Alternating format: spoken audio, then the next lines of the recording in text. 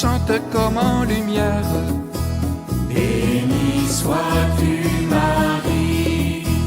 Tu rayonnes sur notre terre. Béni sois-tu, Marie. Ta vie, Marie, donne sens à nos vies. Ta vie, Marie, nous entraîne à la vie. Ta vie, Marie, donne sens à nos vies. Ta vie, Marie, nous entraîne à la vie. L'histoire de Marie, la mère de Jésus. Dans cette vidéo, nous allons explorer la vie de cette femme extraordinaire depuis ses origines humbles jusqu'à son rôle crucial dans l'histoire du salut. Marie est un exemple de foi, d'obéissance et d'amour, et son histoire nous inspire à devenir de meilleurs chrétiens chaque jour. Commençons par en apprendre un peu plus sur qui était Marie et pourquoi elle est si spéciale.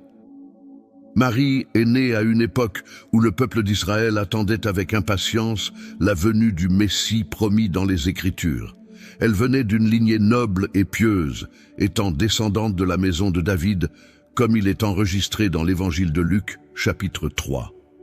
Cette lignée royale est significative car elle lie Marie directement aux promesses faites par Dieu au roi David, selon lesquelles le Sauveur viendrait de sa descendance. Malgré cet héritage grandiose, Marie a grandi dans un environnement simple et humble dans la petite ville de Nazareth, dans la région de la Galilée. Nazareth était un endroit modeste, souvent méprisé par les autres Juifs, comme en témoigne la célèbre question de Nathanaël. Peut-il venir quelque chose de bon de Nazareth? Jean 1, 46. Cependant, c'est précisément dans cette ville discrète que Dieu a choisi de planter la graine du salut. Bien que la Bible ne mentionne pas directement les parents de Marie, la tradition chrétienne préserve leurs identités comme Joachim et Anne. Selon cette tradition, Joachim et Anne étaient un couple pieux mais stérile, qui priait fervemment pour un enfant. Leurs prières ont été exaucées, et ils ont promis de dédier Marie au service de Dieu. Pour mieux comprendre Marie, il est important de considérer le contexte historique et culturel de son époque.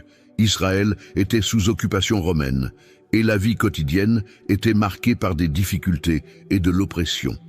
La religion juive, avec ses lois et ses traditions, était centrale dans la vie du peuple. Marie, étant une jeune fille juive, a grandi dans un environnement de foi forte et d'espérance messianique.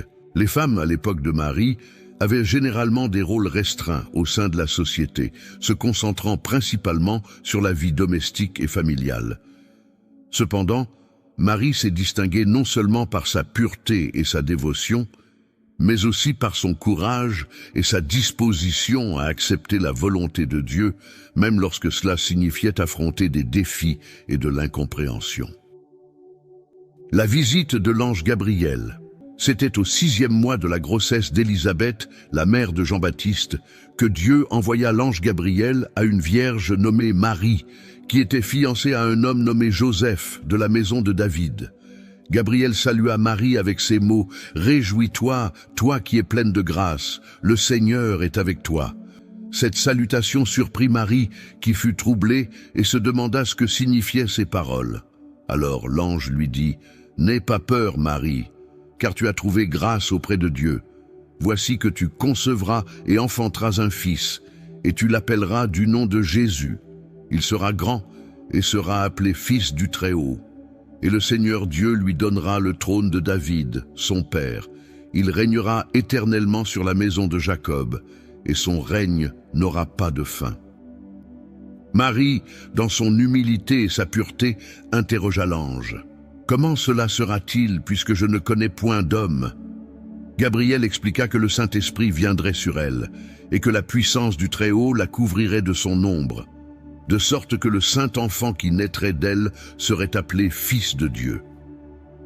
Il mentionna également qu'Élisabeth, sa parente, avait conçu un fils dans sa vieillesse, comme preuve que rien n'est impossible à Dieu.